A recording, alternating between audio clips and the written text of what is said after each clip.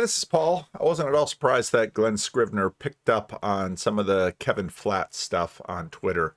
He retweeted the video that I made in response to his Rationality Rules conversation, and then he's picked up on the Kevin Flat thing, and he's even played a fair amount of the clip out of my larger conversation, which I think I'm going to put out on Saturday. Which today's Friday when I'm recording this. This video will go into No Wait, No Ads on Friday afternoon, and then I will release it probably Monday morning. So by the time most of you see this video, the full Kevin Flat video will be released out on the open channel. And of course, Glenn has really strong ties to Tom Holland and has been he wrote his book, which is sometimes calls it, Dominion for Dummies or something like that, where he tweaks a little bit Tom Holland's thesis, and you could hear that tweak in his conversation with Alex O'Connor. But I hadn't known this conversation, this interview with Dominic Sandbrook, Tom's partner in The Rest is History. Shots fired. Dominic Sandbrook coming in hot at Tom Holland, his co-presenter on The Rest is History podcast. Check this out. A final word for your co-host, Tom Holland, who said to a podcast that in his view, Islam is uniquely indigestible for a secular mindset. Would you disagree with him if he said that to you? I would, yeah. He knows I think it's total rubbish. I think that's total tosh. I think he's completely bananas about his Islam stuff. I'm looking forward to that episode. When can we have that episode? Yeah. That would be cracking. That's hilarious. They are great friends, which is what makes the Rest is History podcast such an enjoyable listen. But because they're such good friends, Dominic Sandbrook doesn't mind throwing shade at Tom Holland. He knows that he can take it. In this video, I want to show you why, yes, Dominic Sandbrook might not have Islam right, but I don't think he has Tom Holland right, and I don't think he has secularism right. And that's the real issue in this video. My name's Glenn Scrivener. We're from Speak Life. We like to see all. So it's about an 18-minute video. I won't play the whole thing. He does a nice job in making the argument, and I think he's right, that Holland is talking about Islam, but the main emphasis he's trying to make is to help people see, in the words of Glenn's book, help people see the air they breathe. Now, sometimes in California, we can see the air we breathe. It's a lot better. I hear it's very bad in China and sometimes Mexico City and places like that. But it's difficult because, again, the pervasive assumption is that regular life is just regular, and then religion is this other thing. And in Kevin Flat's terminology, it's the app. You just open your phone and it's just your phone, even though the operating system is working beneath it. And then you can put apps and take apps off, and religion is like that app. And the difficulty that we're going to have here, though, is there's an anxiety among Western liberal people, Christians, including myself, many Christians, that we have to be careful not to say mean things about Islam, or someone will call us a racist. And that's usually what happens. And this has been going on for a long time. You can remember the axis of evil. You can remember 9/11. George W. Bush tried really hard to talk about you have Islamists versus Islam and all of this language. And rightfully so, it's enormously complex. Now, this gets into the problem of summation, which we always have, and we bump into it all the time. If you say something like, we live in a Christian culture, well, it kind of depends on where you're standing. If you're in Saudi Arabia, America might look very Christian. When I was in the Netherlands talking to them, they said, oh yeah, here in the Netherlands, we're secular, but America is Christian. And a lot of Americans are like, we're not Christian, we're secular. And a lot of Christians in America are like, America isn't Christian, it's very secular. So these labels and these terminologies are difficult. And this video gets into some of the issues beneath that. Okay, so Glenn plays a good amount of my clip, which I very much appreciate. I love it when people use my stuff, even if they use it to argue with it, that's the way it works in the attention economy. Right. In the modern West, we think of religion as one app that you might download or might not. Every other culture thinks about a sacred social order, which is much more like the operating system than it is like any one app. And we live in the West with this mad idea that there is a neutral operating system, and some people can download the religion app. Most people can probably get away without having the app. And we enforce our operating system onto every other culture and people group. But we run into problems when we have... And of course, part of the problem is, and you see this right away, most users of a computer or a phone they don't understand how much is assumed to use that. And it gets displayed when you give them something else, like if they've only used Mac. Actually, the gulf between Mac and Windows isn't what it used to be. But if you only used Mac and you give them a Windows machine, they're like, I don't know how to use this. Or if they've only used an iPhone and you give them an Android phone, they're like, I don't know how to use this. And pretty soon, when Apple comes out with a folding phone, people are going to be like, oh, it folds. And all the Samsung people are going to be like, yeah, we know. Just like when you got widgets.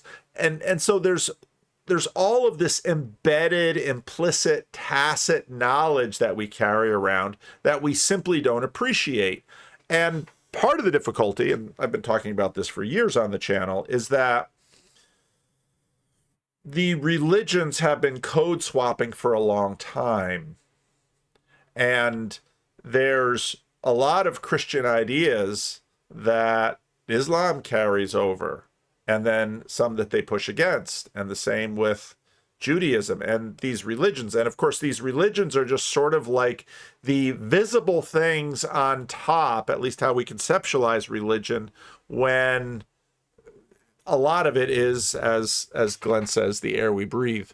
Robust communities that really do believe in a sacred social order. And the secular mindset cannot just gobble up these people who have a very thick sense of what their religion means. But we can't even... And this is where things get tricky, because so I did my conversation with Nathan Jacobs, and that'll be coming out. I'm trying to put it out. It's like a 2.5-hour conversations. It's in No Wait, No Ads. And it isn't easy to put him into shorts because he speaks in pants. But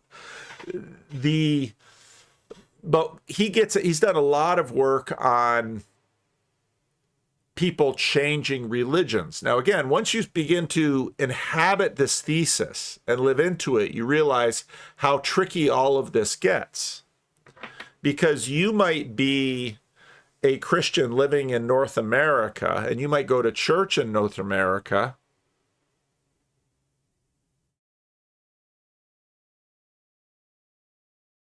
but the code you're running might be very similar to what everyone else is running. And this is one of the things that I've long observed and have long been frustrated with the confessional containers between Christian groups, the bigger traditional boundaries between different groups. I mean, Roman Catholics and Protestants, the dilemma with summation is that these labels are helpful to use, but they're not as important or as impactful or as governing as we imagine they should be. And so you can have a Christian and a Muslim living in North America, and they might live in very, very many of the same ways. And you might have a Christian and a Muslim living in Lebanon. And depending again on when you look at them, the two people living in America, although they're divided by Christianity and Islam, might look, again, we always look through this relevance realization goggles to see, what am I looking at to try and distinguish them? If we're looking at religions, we say, well, the Christian in America and the Christian in Lebanon have that in common. But if we look at all kinds of other aspects of our life, you might say the two people living in America have way more in common with each other, even though they're divided by Christianity and Islam, than the two people in Lebanon. They might have way more in common, even though they're divided. And even the equations about similarity and difference in the two nations won't line up.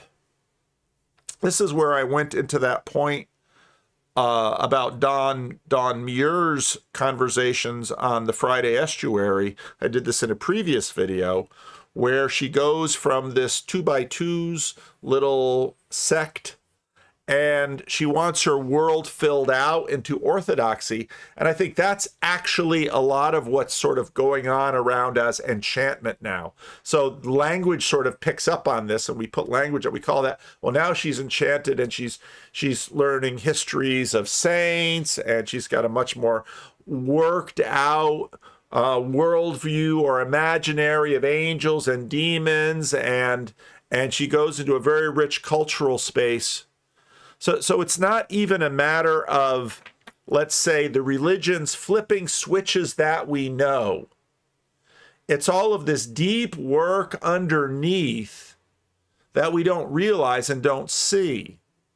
I talked about the fact that with a sacred social order, they're sort of like meta sacred social orders. You can sort of clump different ones of them together. You can, let's say, look at them in through a functional lens.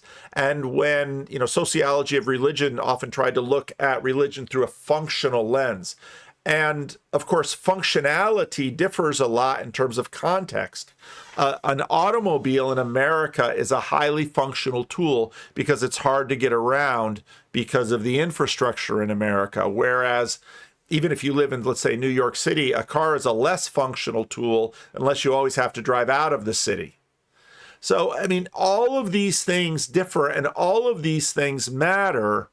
And this is, I think, part of the driving force of secularity, because in many ways, especially when we tend to look through time, through religion, and religion has been one of the most meticulous scribes.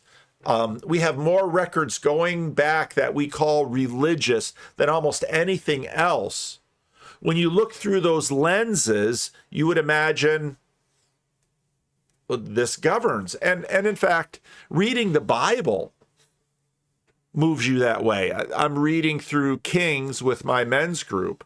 And when you're in the book of Kings, almost everything is seen through this lens of, is the king a bad king or a good king? It's super low resolution.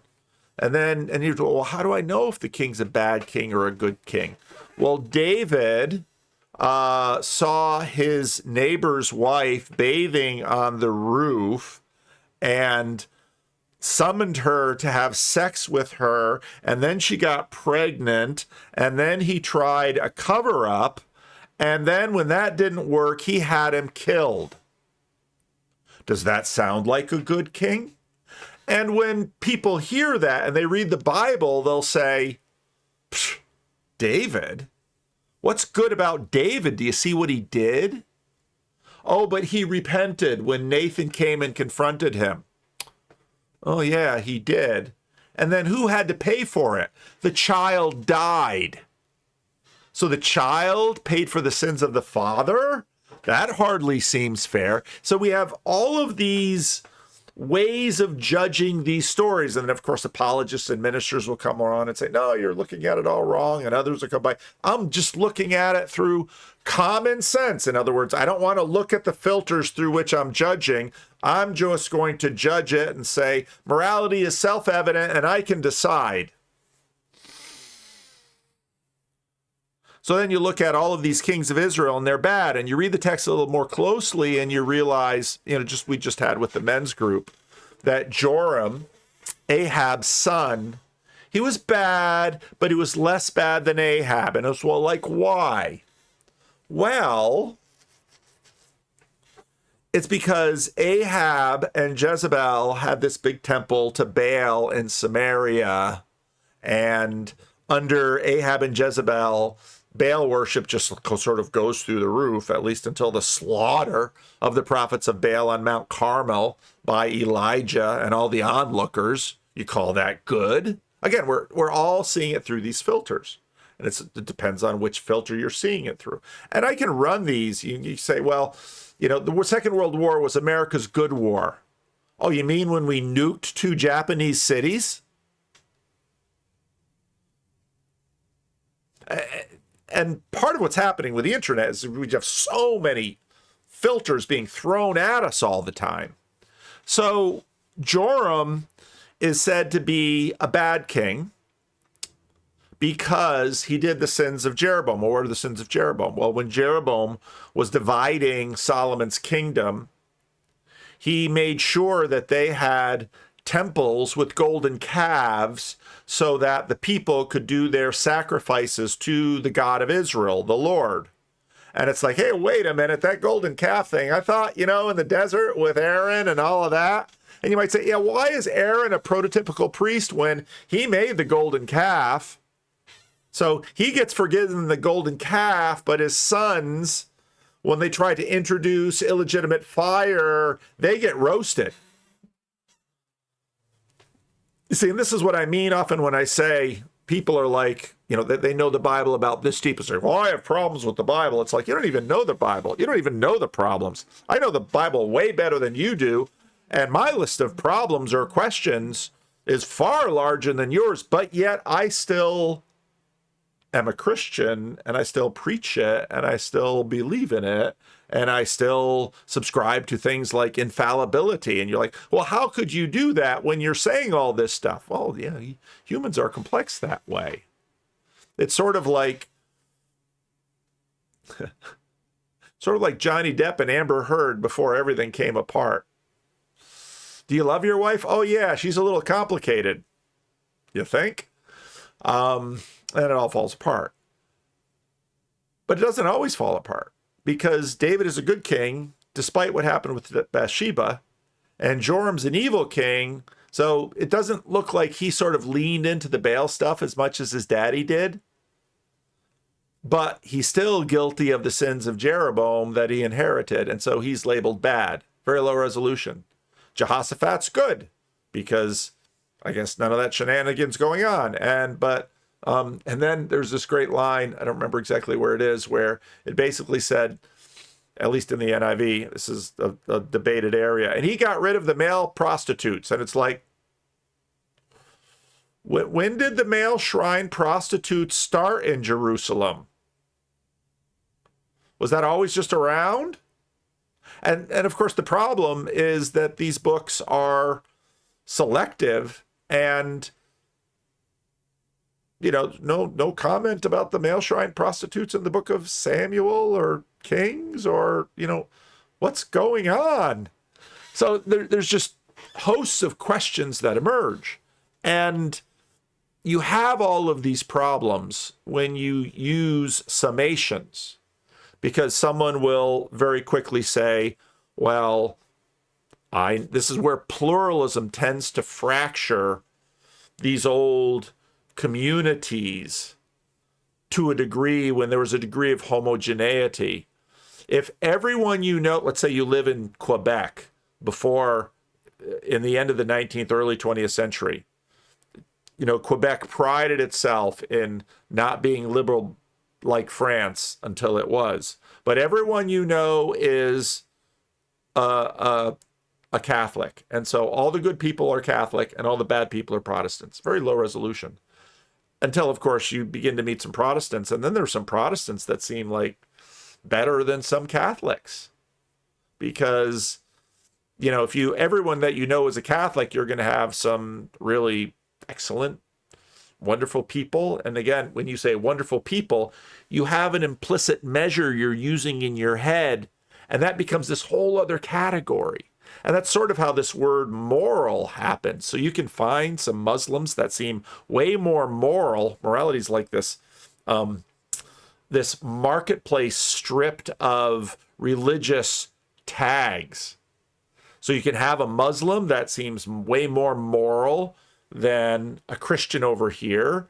And then you say, I mean, this is long gone on with the atheist Christian debate, because you can say, I know some atheists who are the moral betters of Christians. Now, Christianity and morality have a complex relationship, and some of you will say, yeah, you bet. Because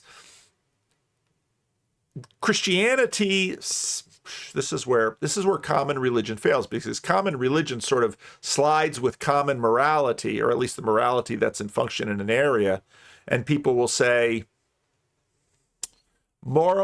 just look at Scott Adams. Well, if I make the cut, what's he thinking? He's thinking morally. Well, moral people go to heaven. Well, then why do you need religion? Then morality is just a part of the functionality in the app, right?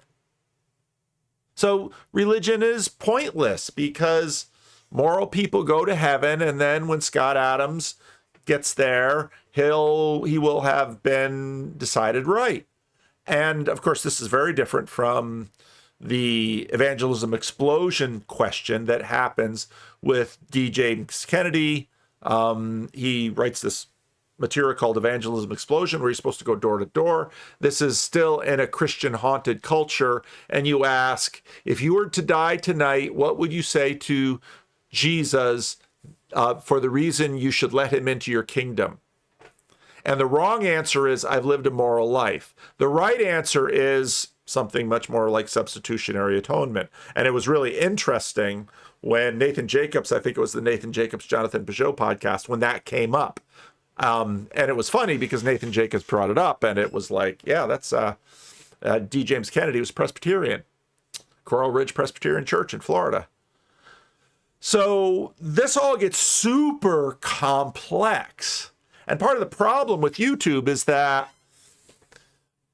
the dilemma of summation just stalks us, because in order to avoid the dilemma of summation, you might say, well, I'm not going to say anything bad about Islam or anyone, because I'm going to install this common religion moralist framework as my filter, because that's a very common filter out there, and people sort of get that. Because we're not all walking around with like little labels on us. Well, I'm a Christian. Well, I'm this kind of a Christian. And, you know, as a pastor, I'd get that so often when the name of our church was Sacramento Christian Reformed Church. So people would call and they'd say, what kind of a church are you? And then suddenly it's like, oh, crap, I need to know their filters. And they don't even know their filters. So then I would start with something like, do you know the word Protestant? No. Okay. And then, you know, I'd use filters that were sort of out there mimetically. How about Bible believing? Oh, I've heard that one. And usually they might have one or two words that they're walking around with, like Pentecostal or Catholic. And so then I'd say, well, our Sunday services, we talk a lot about the Bible. Oh, okay. But are you the kind of church that I have to wear a hat for? And so for them, the hat is like their category. And it's the only one they've got. They have two kinds of churches in the world for them. Those with hats, well, okay. Those where the women have to wear hats, and those where the women don't have to wear hats. Those are the only two kinds of churches. But for other people, it'd be Protestant and Catholic. For other people, it'd be Bible versus no Bible. Well, what kind of churches have no Bible? And of course, their filters. And this is what you run into. And then when you've got summations that are enormous, like Christianity and Islam, it's almost impossible. So let's keep going. Understands their religion because we think about it as just a very important app on their operating system, as though they've got a neutral operating system and just a really popular app called Islam. The secular mindset cannot understand the Muslim who takes their religion so very seriously that their religion is being treated like it's the only app in town. And we just don't understand a Muslim who thinks that their religion has all sorts of direct implications for politics and education and economics and town planning and everything else. And we think that's a kind of an illegitimate thing. And what's interesting is that many people will still walk around because of the identity business and especially an immigration dynamic, and they'll walk around and say, I'm Muslim. Do you go to mosque? Well, no. Do you fast during Ramadan? Well, no. Do you pray 5 times a day? No. Do you do any of this? Well, not really, but I'm still Muslim. And we wrestle with that with Islam. But when it's Catholic, I'm Catholic. Well, why? Because I'm Italian. Oh, okay. Do you ever go to mass? No. When's the last time you took confession? Never been. Okay. Were you confirmed? Not sure. Okay. And there you are. But they're still Catholic and they're still Muslim. But how functional is the Catholicism? And again, as ministers, especially in an area where there's a lot of latency, which has sort of been going down. And Tim Keller used to talk about, church work in the 70s and 80s was a lot of activating dormant Christians. Well, what does he mean? That means certain elements of their worldview, certain elements of their sacred social order, certain elements of their secular social order were all in there operating at one level or another. And usually what happens, and I like putting the Nathan Jacob stuff with this, usually what happens is they experience a little bit of trauma. Maybe there's a cancer scare. Look at Tom Holland's story. He has a cancer scare. Boom. Looking to marry. Look at Tabby Peterson's story. Again, a health scare. Look at Michaela's story. It's commonly the way it is because one might say, sort of analogously, regular life for Americans means we don't die. And you say, what do you mean? Everybody knows we all die. Do we really? Because for the most part, a lot of us walk around and it's like, if you ask me the question, will I live forever? We say no. But do I act like I'll live forever? Is that the real operating system that's going on in me? John Vervaeke used to talk about it, talk to young people. Well, you should really start investing now for your retirement. And they don't do it. Well, why don't they do it? These are college professors. They're supposed to be really smart. And then John Vervaeke says, and then you sort of have AI age a picture of them and put it in front of them and says, does this guy want to eat? And it's like, yeah. I mean, we're so tricky that way. And so when you get into these enormous summation categories like Christianity and Islam, there's just so much equivocation going. And so on one hand, you might say, well, then just never use them. But all of that tiny little code has a way of working through. And that's why when I do Randos conversations, I listen, because I listen for just little telltale signs of code. And I ask myself, what's operating in them? Therapy does the same thing. The therapist just listens and listens and listens. But they're filtering for different kinds of code than the pastor is filtering for.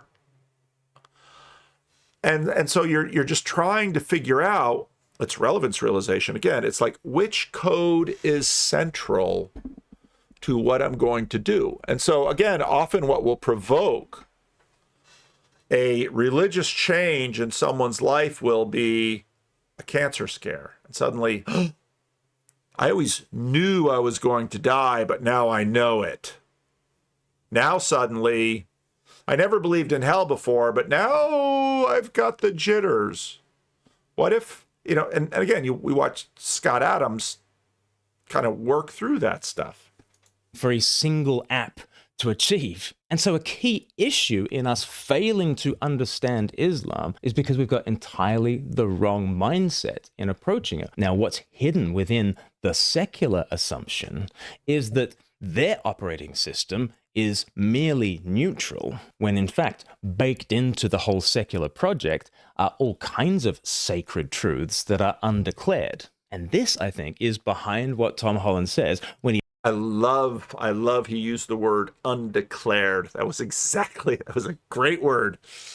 eventually gets to his indigestible comment. Let's have a look at that now. Is there a unique challenge for Islam to, you call it Protestantize itself, which is to start to develop an interpretation that's more compatible with modern reality for a number of reasons. One of them being the Quran is the literal word of God and the last word of God.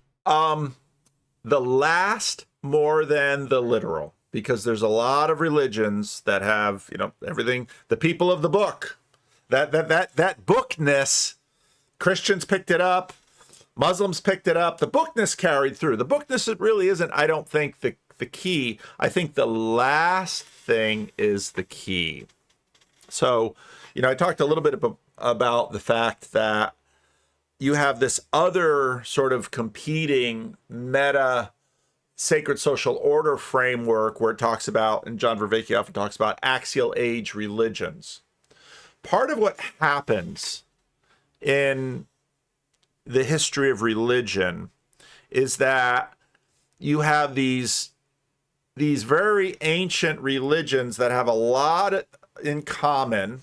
Their sacred social orders, their particulars might be different, the names might be different, the narratives might be different. I think part of the reason I thought about this and thought about making a short of it, but part of the reason, back to imagine this Aboriginal tribe in the jungles of the Amazon. And the reason I use them is because we sort of have pictures and film of them and we can kind of imagine them, or it's a lot harder to try to imagine the Frisian tribes that Boniface tried to convert, the people of Gaul that Julius Caesar conquered. So you need a sacred social order just to cooperate effectively. And there's going to be competition between sacred social orders at a variety of levels between different groups that are in competition with one another. And again, I said it's part of the reason astrology, I think, develops is because the stars are, you've got the stars and then you've got what we call the planets and the sun and the moon. It's very regular, but it's very shamanistic in that everyone can see it. It's a fixed point of reference, much less complex actually than, let's say, the trees or the animals or the rivers or some of those things. And what you find are narratives developing around all of those things. And that's basically sense making. And part of the reason that narratives develop around those things, just like when you look at astrology where you see sort of them imaginatively collecting stars. I remember when I first learned about astrology, you'd see pictures of it. And, the picture in the children's storybook would, that really does look like a bull or a crab or the twins or the fish. Well, it's because they had all the lines. And then you look up in the sky and it's like, I don't see that. I don't see that at all. That doesn't look anything. Now the Big Dipper and the Little Dipper, yeah, I get that. But the other ones, it's like, kind of looks like a W. Well, part of it, of course, is light pollution and all of these things. But why would narratives grow around this? Well, one thing, narratives are easy to remember. Narratives are also rich. And now narratives are very transjective. And narratives then can bind the people together. And suddenly you've got the power of the stars, you've got the power of the natural environment around, and then you've got the power of story, and this is going to bind people together. And if the people are bound together in a very powerful way, they'll do things like die for one another and share food with one another and feed one another and all of these things. It makes sense. It's not hard to figure out. I'm by no means an expert in anthropology or any of these things, but just sort of sitting down and looking at how people work, you can say, that really makes sense. Now, why Islam and Christianity? Well, because one is a successor of the other. And of course, Islam is by no means, there are many, many, many successor groups that basically say, well, this other group got it wrong and we got it right. And that's why it's okay that they're older than we are, because we're actually older. And again, Nathan Jacobs talked about, and Dave Busatil talked about the fact that some were like, yeah, everybody, all these Christian groups are going back to Jesus and the disciples and connecting him there. The Christian Reformed Church did that. Many Protestant denominations did that. And then some are like, no, I'm going to go all the way back to Israel. And I think that's part of the attraction of this whole Noahide thing, which is fairly recent. Oh yeah, I'm right after the flood. That's even before Moses. So that must really be true. And somebody's going to come up with, some connection to Adam. So on and on we go. So part of the reason that Islam it's really interesting. When I was walking through the sacred social order things, it seems clear that a line within Christianity tinkers with the code in a way that Islam doesn't and didn't. Now, where that comes, Tom Holland's going to put that in the 11th century. And the Econ Playground guys with their series on law and revolution, they're going to look at the 11th century. Kevin Flatt's going to put it a lot more recent than that. And in some ways, it's helpful to try and figure that out. That's sort of what historians do and scholars do. But in other ways, how much does it matter? It's certainly here. It sort of matters when you have the fact that different branches coming off this trunk are not all experiencing the same things. And part of this is what's going on with respect to Orthodoxy now. Because Orthodoxy did not pass through everything that the West passed through. And it's clear that Orthodoxy is trying to maintain a certain tradition that, did it end? Because, well, you've got the ecumenical councils, but they stopped. And of course, there was an attempt to make some of the councils, later councils like Vatican I, there's a big attempt to make Vatican II an ecumenical council. But you can see this all gets really tricky.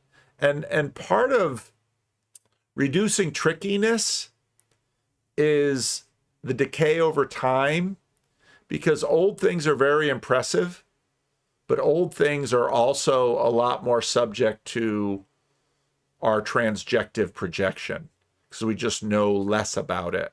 And that's what complicates something like Vatican II. It's so recent. There's so much documentation. And so you've got all these issues with something like Islam, and the fact that when we who have been embedded in a long history of Christianity look at Christianity as a summation, our resolution is so much higher, especially if you're a minister or a scholar or something like this, or just a devoted church person, or a well-read autodidact, because it's like, well, which Christianity? And you look at Islam and it's like, well, now trust me, when I answered the phone to try and explain what kind of church Sacramento Christian Reformed Church was, see, when we changed the name to Living Stones, it was like the conversation could just move on. We didn't get stuck with Christian Reformed Church. That's where the conversation always got stuck, and that's why I was here a little over a year or so. I said, we should change the name. It would make my life easier, because people see Living Stones and they're like, oh. And then you see all over North America why churches have basically done similar things and sort of hidden the denominational tag, because most of the people don't understand that. What kind of, are you a hat church or a non-hat church? So I look at Islam, and if you know enough to say, well, there's Sunni and Sharia, you're already probably in like only 10 or 20% of Americans, my guess. And then if you actually know something that's behind them, well, now you're in a really small group. But Islam's been having all of this conflict throughout its life, all the way back to the start, and all of their own in-house spats. And it always surprises people that, yeah, they might really be upset by the Christians and the Jews, but you know who's really bad? The people most like us, but differing from us in this little way. It's the, Freud talked about that. It's the narcissism of small differences. And that's why, well, why are the other Arab nations, why don't they get along with Iran? And you do a little bit of reading, it's like, oh. Plus you've got the Arab-Persia thing. Oh. And then, of course, the more you know it, it gets more and more and more and more and more complex.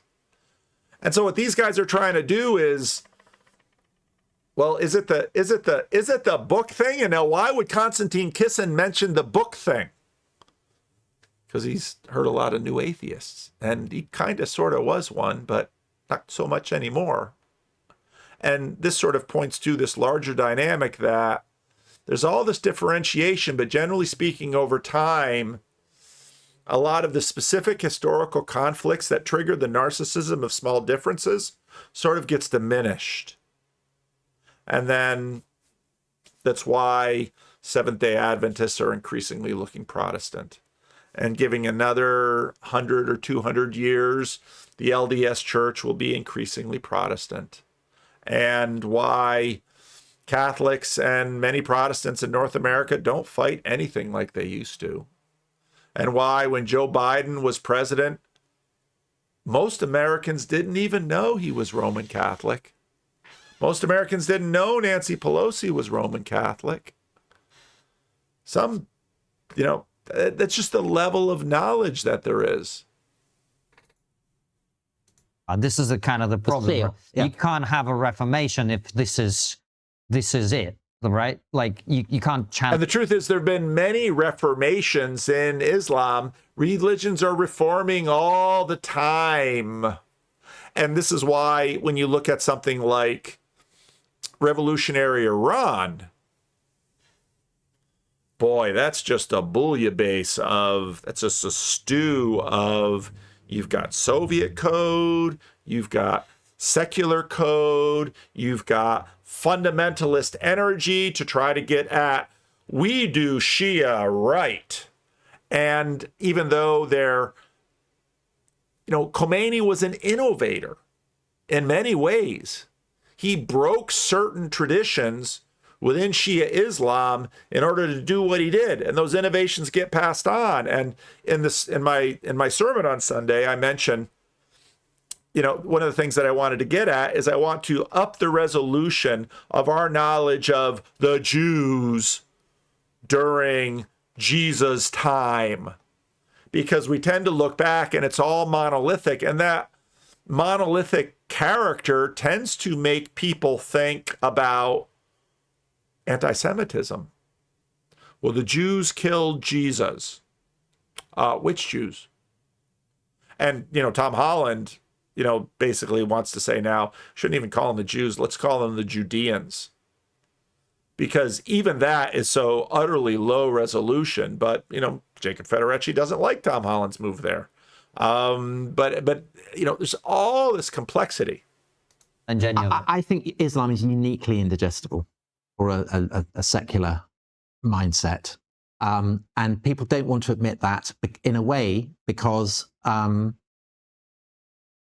there's a default assumption that secular civilization can swallow anything up. There's a kind of arrogance there. Okay. And right there, it's basically doing what Glenn Scrivener's doing in his video. But he nicely clipped all the videos for me. He did a lot of my work for me. But I want to up the resolution on this a little bit too, because there'll be a lot of Muslims who, like people who call the church and say hat Christians or not hat Christians, their level of Islam is that low. It doesn't mean they don't care about it. It's like, I've never gone to mass. I've never gone to confession. I've never gone. I don't even know who any of the priests are in the parish. I just know I'm Catholic. Okay. And what does that mean to you? That means I don't hate Muslims. Oh. Is that part of the Catholic code? Yeah, because for them, Catholic means I'm a good person. What does a good person mean? Good person means fill in all the liberal values. That's how it works. That's how it works with normal people. Normal people don't watch a video like this. Normal people clicked away forever ago. But people take an identity marker and they grab a whole nother other group of ideas that they picked up at the movies and picked up at school and picked up from their neighbors and picked up everywhere and says, Catholic means being nice to people. And, you know, I see this in the Christian Reformed Church because you have Christian Reformed Church means not being fundamentalist, so we should affirm gay marriage. And then a bunch of other people like, is that what being Christian Reformed means? I thought being Christian Reformed means eating. Being Christian Reformed means that we have 3 sacraments: Lord's Supper, baptism, and Wilhelmina mints. These 3 things we do in church. Now, most of you won't get this joke. A few of you will, because it's a joke. But is it a joke? Because for some people, being Christian Reformed means, well, they're not always Wilhelmina. Jacob Federetri bought me this, which was really very sweet and showed a fair amount of attention that he was paying to the Christian Reformed Church. But there are other, when I was growing up, my mom didn't go to the Dutch store. There was a different mint that my mother would give me growing up. And there were many other Christian Reformed churches that had that other mint instead of these mints. I think you really had to be really high status Christian Reformed, maybe Dutch, and my mother's Frisian. Maybe that's the difference. I don't know. If the Christian Reformed Church were large enough, someone could write a PhD study on which sacramental mint was distributed in the Christian Reformed Church. And the vast majority of you don't care. But this is how resolution and people's lives work. And, you know, these two here, they're just trying to figure it out. And what they really want to debate is things like immigration policy. Because, well, the point Tom Holland is making is that these things actually sort of matter to people. And you have the additional issue of, well, the parents came over and decided they wanted to get out of the Muslim world. And then the kids sort of grew up and they didn't have much identity because I saw this in Dutch immigration in America. Depending on what people left and where people came and what they did, I've heard stories from some immigrant families that once they came to America, the husband and wife would only speak English to their kids, not Dutch. They might speak Dutch as sort of a secret language between the parents that the kids wouldn't understand until they figured it out. But, okay, let's see what, I'm going to play this clip from Ramy. It's a little dicey in terms of the algorithm. So if this clip doesn't appear, it's because the algorithm didn't want it and I had to take it out, okay? If it does appear, it means the algorithm let me. If this video's been in the stack a while, because I've had this before, and the algorithm was slow to find it and then takes it out, then the video isn't there, okay? But it's this show, Ramy, on Hulu that I should see if there's any more seasons of it, because it was really a good show. And what I really liked about, first of all, he grows up in North Jersey. What I really liked about it is it showed a much higher resolution question about this. So this is the trailer that's on YouTube. Ramy, do you want to stay alone forever? Mom, you can't just walk up to a Muslim girl and like start spitting game or something. What am I supposed to say? Like, hey, can I get your father's number? Yes, why not?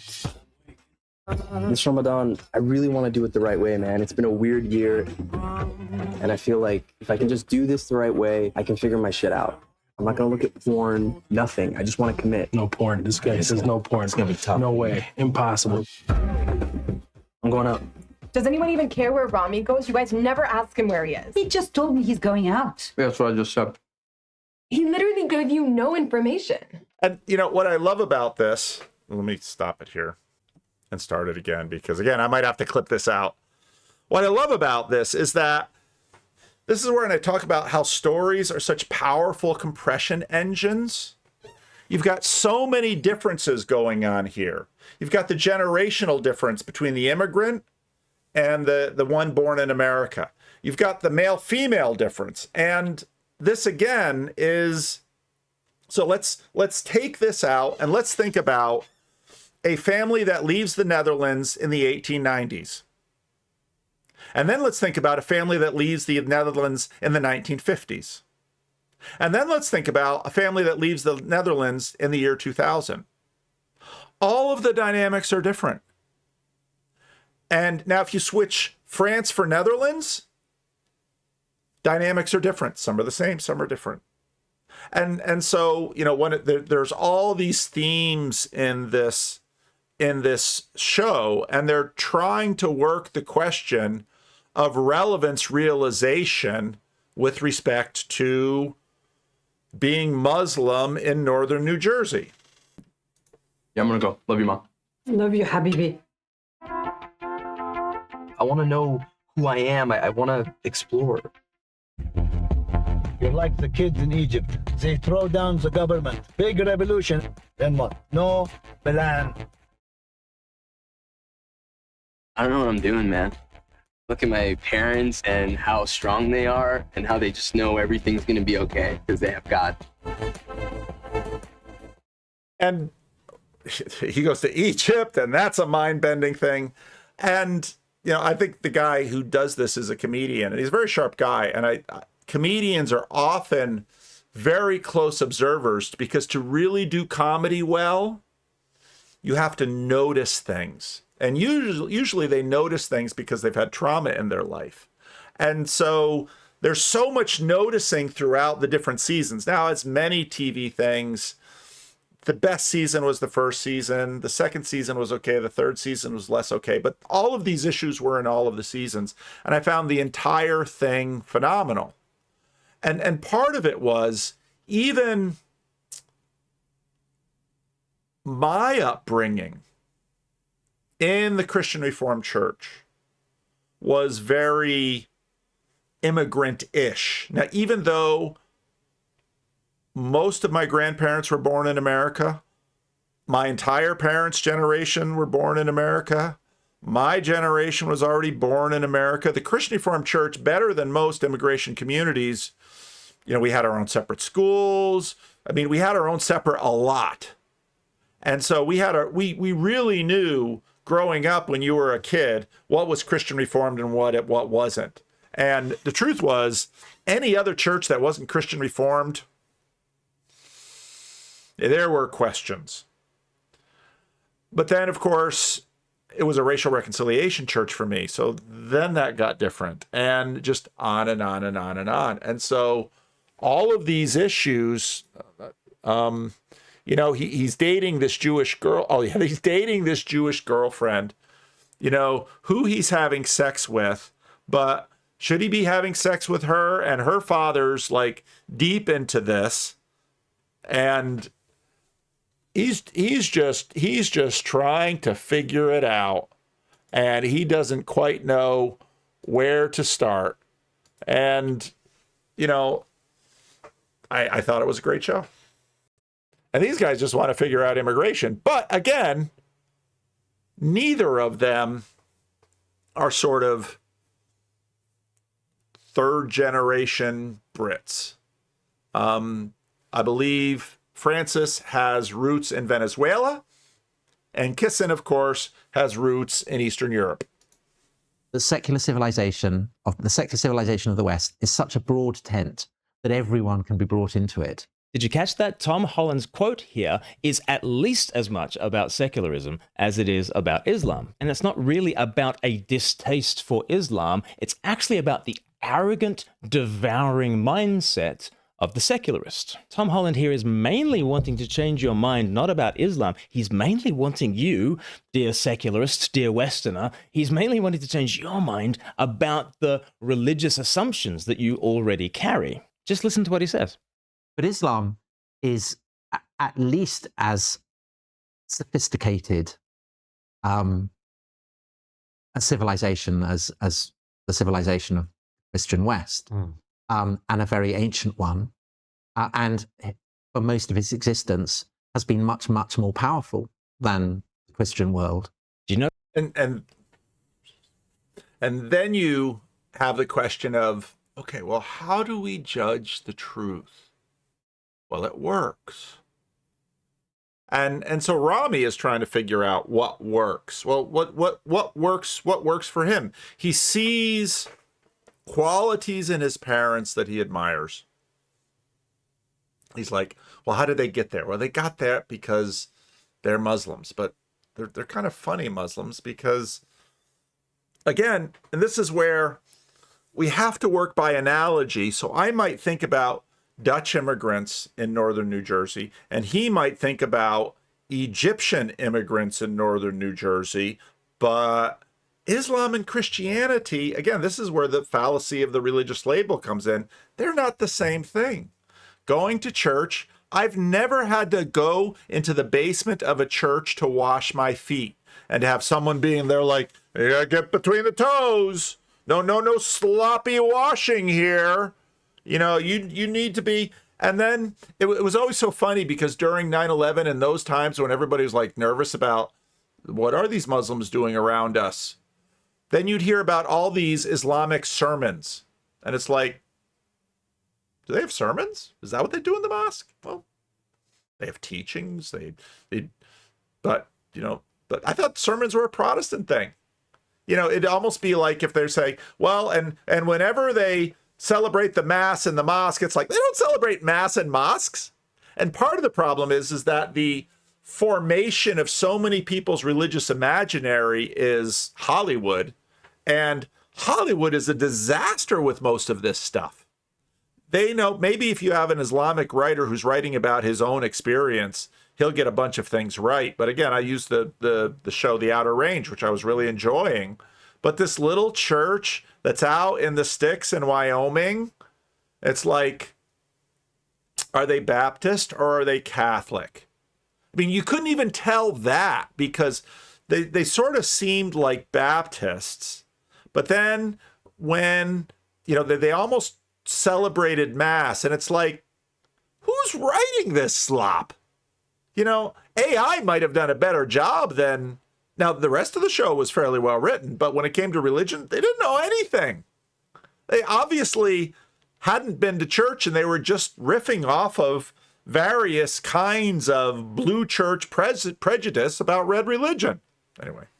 Notice that, Tom Swarbrick? Do you notice that, Dominic Sandbrook? That actually the context of what Tom Holland is saying is actually to talk about how venerable a tradition Islam is and how normal Islam is compared to the ways that other civilizations have conceived of the sacred and the secular. I mean, Tom Holland has plenty to say about Islam as well, but he's largely talking about us Westerners and our secularist default. Just hear him out.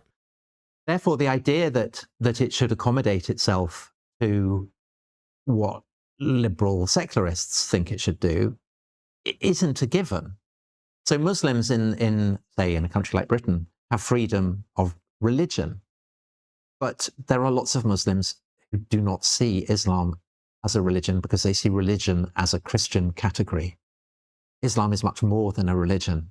It's something that saturates every aspect of existence, and therefore they don't necessarily want that. They want to live in a world where, as has traditionally been the case, Islam is everywhere.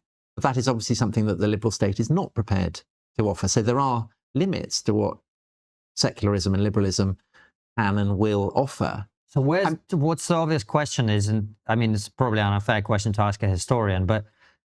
All right. So the link to the video is below.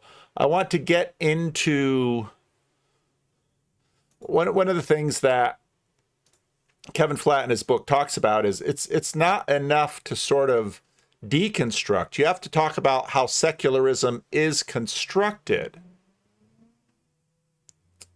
And so that's where we're at chapter 7 in the book. The aim of this chapter is to provide a sketch of what a historical account of the secularization of the West might look like from a sacred social order perspective. This is admittedly an ambitious goal. We would do well to keep in mind Taylor's caution to the reader of his 874-page book, A Secular Age, that one could write several books this length and still not do justice to the story of Western secularization. And that's why, is it the 11th century?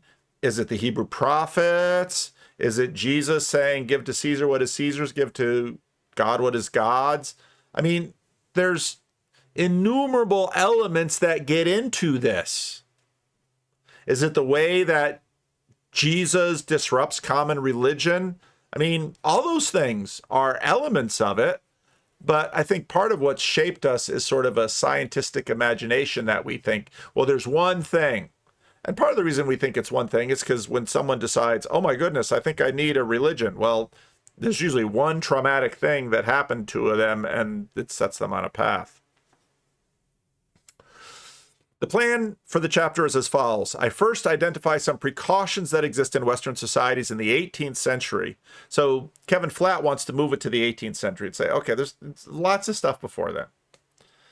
But one of his points in the book is, in order for changes of mind and new ideas and new insights to really start governing in a culture, they have to really get down into the traditions and the institutions and the practices of the people. And that way, again, we're continuing to see the recession of modernity. Then I outline the secular revolution in 5 phases, consisting of 3 periods when the secular order advanced notably and 2 intermezzos during which the rise of the secular order was partly reversed or put on hold. The first advance ran roughly from the accession of Frederick II of Prussia in 1740 to the defeat of Napoleon in 1815. This period includes, because again, what you know about Napoleon, that Napoleon is a modernizer. And so this interplay of human beings always trying to figure out what works is super important. And part of this is going to be the relationship between secular sacred order and politics. Because politics, remember, religion is always, politics is now. Religion is dollars, politics is cents. The defeat of Napoleon in 1815 was followed by the first intermezzo, which lasted through the 1860s. And so you see this wobbly nature, this ping-ponging, this back and forth, this pinballing, and that's normal with human beings because it's how we calibrate. If you look at, what was I thinking about? Controls. So I got a couple sons who are engineers, and I talk to them about their stuff sometimes. You know, or even just think about a thermostat. So you have a thermostat in your house, and now the old thermostats, it's like the thermostat's set to 70 degrees. And then, you know, let's say it's winter and the house isn't very well insulated because I live in Sacramento and the house is old. So the heat is on, and then it hits 70 degrees and the heat turns off. And then the house is sort of warm, and so it sits there. It gets down to 69. It's like, oh, it's 69. Got to get 70. Heat turns on. Blast, blast, blast, blast up to 70. Stops. And then I get this smart thermostat, and it's a little smarter, and it's like, well, why don't we run it up to 72? Because then it'll be off a little bit more. And, all the Google engineers are figuring out, I will actually make it a little bit more efficient if we're not just stuck right there on 70. And I deal with that. So we have this Nigerian Anglican church that rents from us, and I haven't put an automatic thermostat in the room that they rent.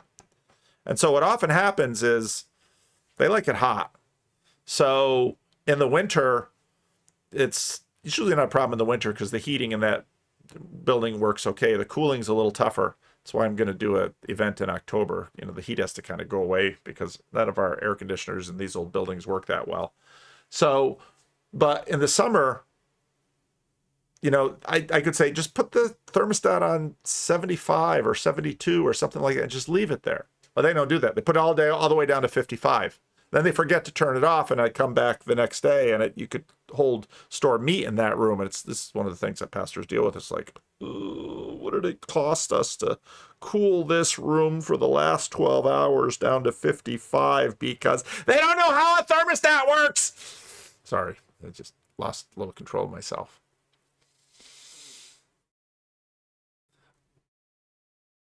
Cultures aren't like that. There's these big, massive, wobbly things.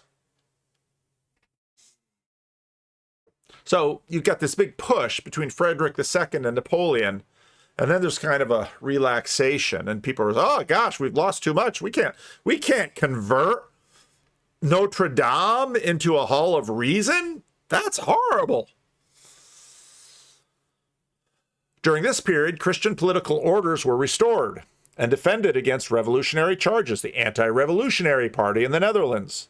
Challenges on the continent, conservative reformers in English-speaking world continued to appeal to Christian social principles, and the church participation was robust and even intensified in those regions. You can understand why American church involvement reaches its peak in a very secular time during the 1960s, and why that sort of cascades off with the counterculture. You've got that wobbly. I like wobbly better than ping pong. Ping pong's too fast. Wobble's a little slower, and it gives more of a sense of weight. But the advance of secular revolution resumed in the period of the 1870s through the 1930s. During this era, secularists finally triumphed in France, and England and American universities were secularized, while intellectuals increasingly turned away from Christianity. Now, you have to really be careful with that, again, because we have the challenge of summation here, because you would say, well, if the secularists really conquered, why isn't Notre Dame still a hall of reason? Why is it still a cathedral when the secularists conquered? I thought conquering looks like Notre Dame being a hall of reason, or you can use the Hagia Sophia. I thought secularist conquering means the Hagia Sophia stays a museum and not a mosque and not a church. Then it goes back to being a mosque, because there's a tremendous amount of nuance.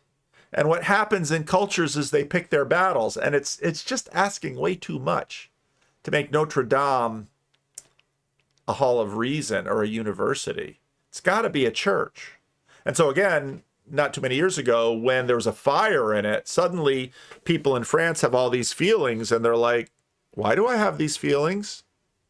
This is common in individuals, and it's part of the reason some people will come into church. It's like, why are you in church? I had a feeling. Well, what did the feeling mean? I don't know. I'm here figuring it out. You know, it's the same as Ramy, you know, figuring it out. I'm trying to figure it out. During this era, secularization triumphed in France and England, and American universities were secularized while intellectuals increasingly turned away from Christianity. Meanwhile, new communist and fascist forms of secular order rose to power in several countries in the aftermath of the First World War. A second intermezzo occurred from the late 30s through the 50s. You see the wobble? When Christian visions of social order regained some credence during the existential conflict between liberal democracies and totalitarian rivals. And again, you're going to have all individuals having these periods in their life, and then you're going to have bodies having the wobble on a much bigger scale, and some of that will get translated into politics. So the rise of the religious right, it's part of the wobble. The peak of the mainline churches in the 1950s and 60s, it's part of the wobble.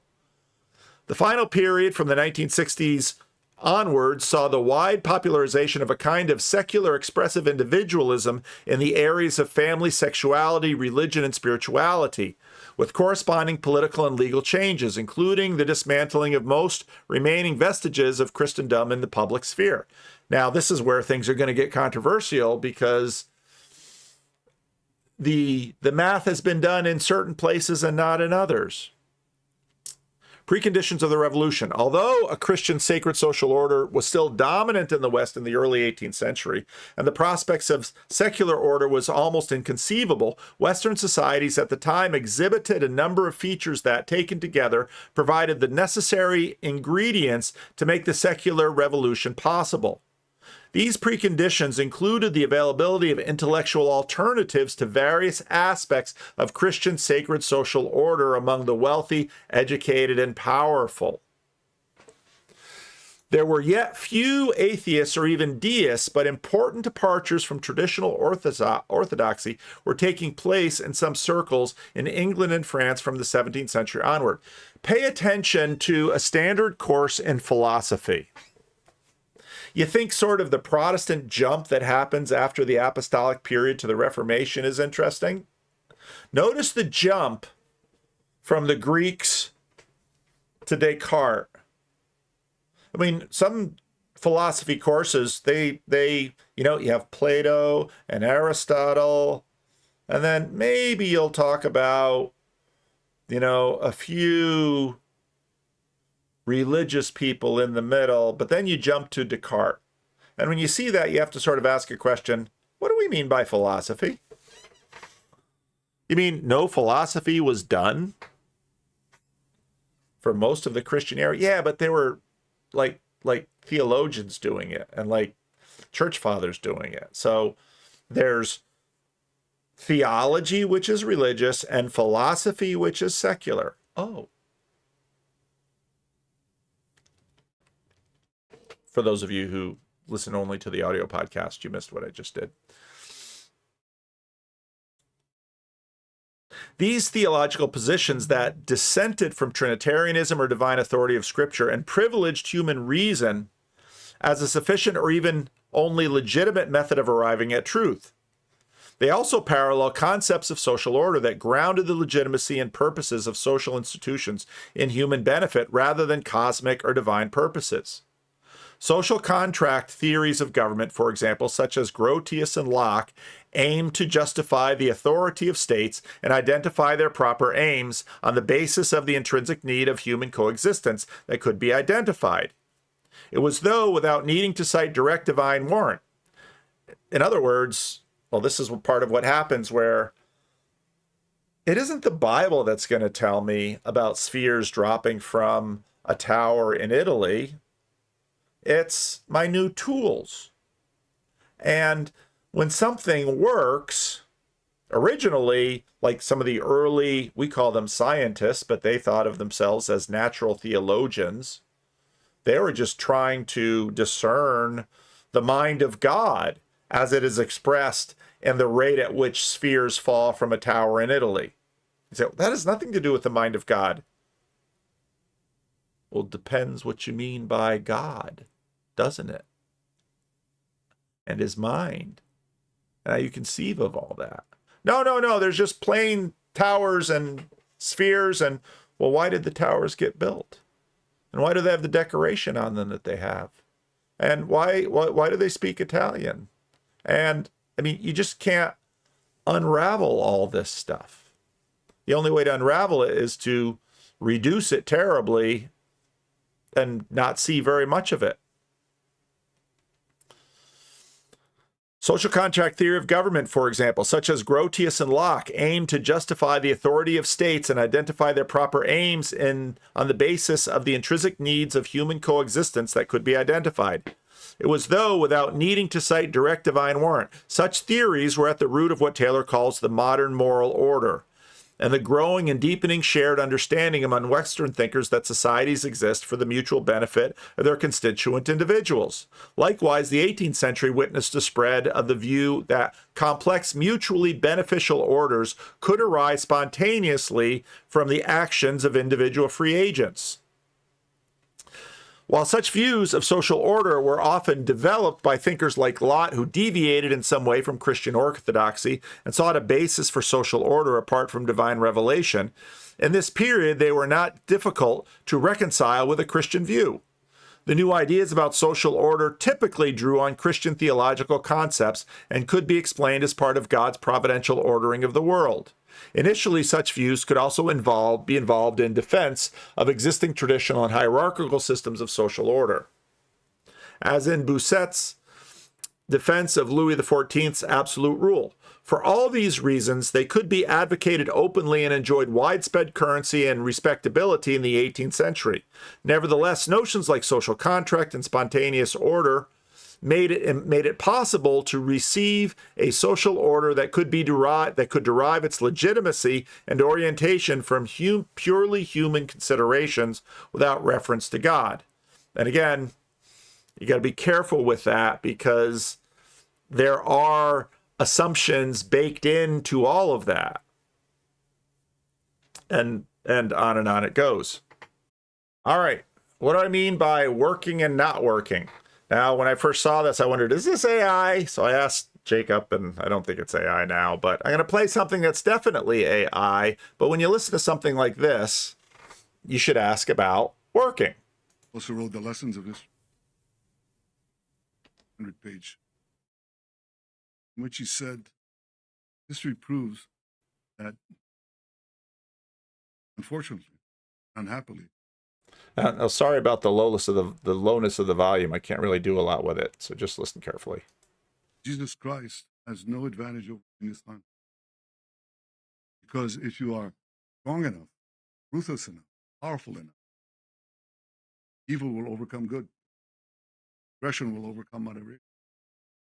So you have no choice. If you look at the world as it is today, you have to be blind not to see. The democracies led by the United States have to reassert their will to defend themselves, to oppose their enemies in time while there's still time, before the jarring gong of danger wakes them up and wakes them up.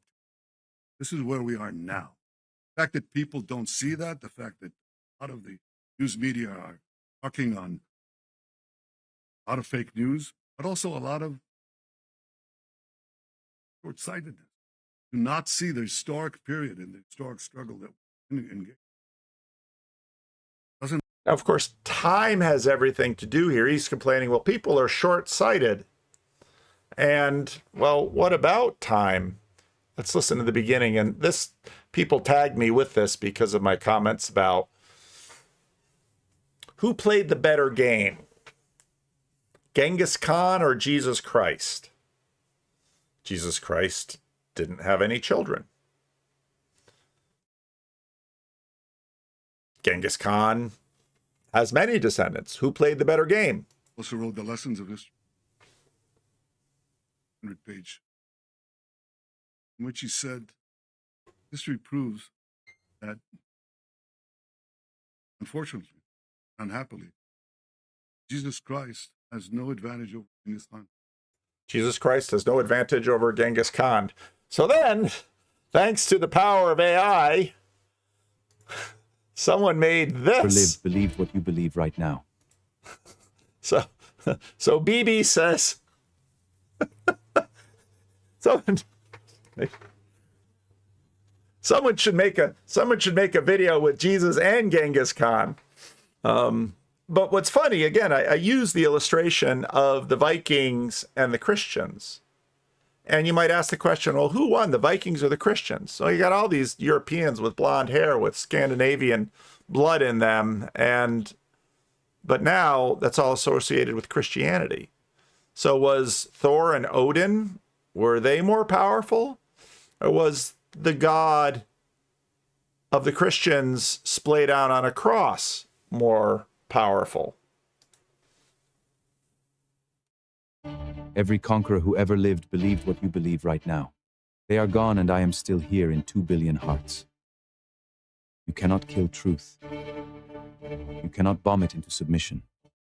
Love is the only force in this universe that does not eventually destroy the one wielding it. Jesus. Choose it before the choice is made for you. What you call strength is often fear in armor. For what does it profit a man to gain the world and lose his soul? The question isn't whether evil can win for a time. The question is, what are you becoming while you try to win? All right. So then you have the question, well, does it matter what these religions do? So if Genghis Khan were sitting at Bibi's bed, he'd say, dang right. Look at me. I got how many million inhabitants in the world today? What if Muhammad came and sat on Bibi's bed? He's like, I don't like you're beating up my, would he say that? But his game would be the same. And this, I think, I don't know why. I haven't like even produced a coherent theory yet, but there's something about Jesus that alters common religion. And so that funny little AI video, not that one, this one, this funny little AI video, it works with Jesus. Now, you could quibble about some things, and I'm sure, go ahead in the comment section. It wouldn't work with Muhammad. Why? And again, Ramy is just trying to figure out how to be a Muslim in northern New Jersey in the 21st century. But where these things come from matters, especially partly because what these religions are always doing is just always sort of recycling. The Orthodox and the Catholics say, we're the original. We haven't changed a bit. I don't think Chrysostom was from the 1st century. Just saying. I don't want to, I'm not looking to start a fight, but he wasn't, okay? All these religions are cycling back because the roots do affect the fruits. And because Christianity has Jesus, makes a difference. So, all right, that's enough for now.